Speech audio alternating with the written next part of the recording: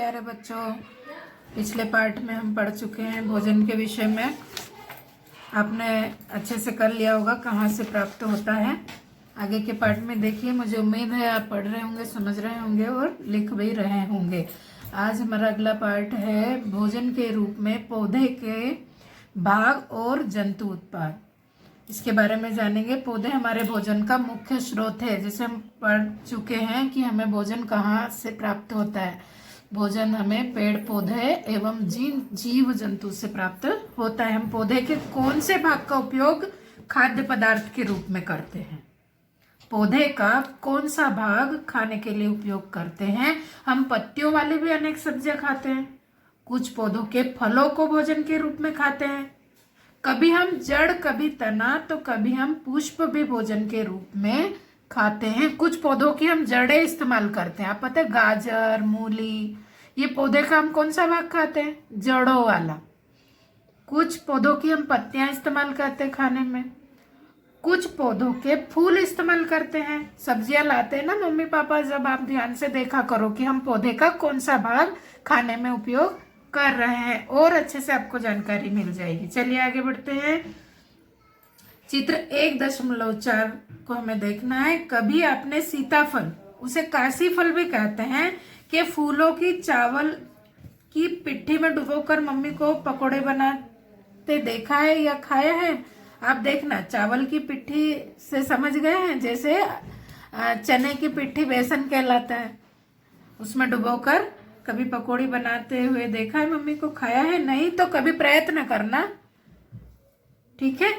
कुछ पौधे के 2 या 2 से अधिक भाग खाने के योग्य होते हैं। उदाहरण के लिए हम देख लेते कि सरसों के बीज से हमें तेल प्राप्त होता है, और इसकी पत्तियों का उपयोग हम साग बनाने के लिए भी करते हैं। अब मुझे पूरी उम्मीद है आपको ध्यान में आ गया होगा। कुछ पौधे के 1 से अधिक भागों का इस्तेमाल हम खाने के लिए करते हैं, ठीक है। जैसे मेथी की पत्तियों का इस्तेमाल भी हम भाजी बनाने के लिए करते हैं, और उसके बीजों का इस्तेमाल भी हम सब्जी बनाने के लिए करते हैं। मुझे उम्मीद है आपको समझ में आ गया होगा कि आप केले के पौधे के विभिन्न भागों के बारे में सोच सकते हैं।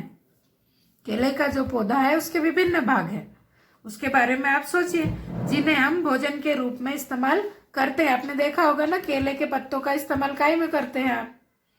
केले के फूल भी आते हैं, फिर एक भुट्टा भी लगता है उसमें, फिर उसके बाद छोटे छोटे केले आते हैं। कच्चे केले का उपयोग भी हम खाने में करते हैं, पके केले का उपयोग भी हम करते हैं।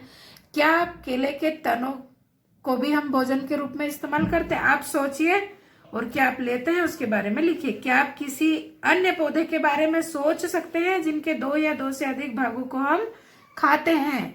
आपको भी विचार करना है कि हम एक पौधे के अनेक भागों को खाने में ही इस्तेमाल करते हैं क्या, और वो कौन कौन से हैं?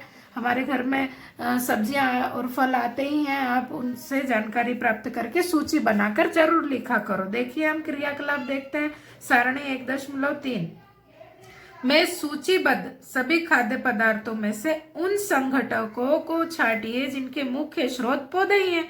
ये पौधों के किन भागों से प्राप्त होता है? इन खाद्य पदार्थों और पौधों के भागों की सारणी 1.4 के अनुसार सूचीबद्ध कीजिए। यहाँ सारणी है।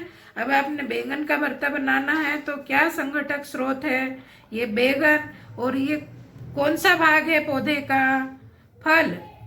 सारणी बनी हुई देख रही है। इस तरह आप अन्य पौधों की भी सारणी आगे बढ़ाइए और स्वयं से बनाइए। यहाँ देखिए, एक पौधा है, देख रहे हैं आप?